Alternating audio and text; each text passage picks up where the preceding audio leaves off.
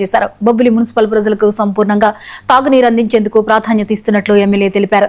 సువర్ణముఖి నది నుంచి మున్సిపాలిటీకి ప్రత్యేక పైప్ లైన్ వేయనున్నట్లు, దీనికోసం 1,23,00,000 మంజూరైనట్లు వెల్లడించారు.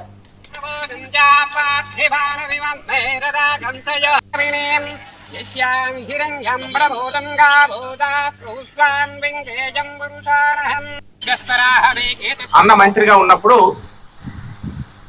2018లో పెద్దలు వెంకయ్యనాయుడు గారి సహాయ సహకారాలతో, నారాయణ గారి యొక్క సహాయ సహకారాలతో యుఐడిఎఫ్ కింద సువర్ణముఖి నది నుంచి, ఎందుకంటే సువర్ణముఖి నది నుంచి ఈ వాటర్ స్కీమ్ శాంక్షన్ చేయడం జరిగింది.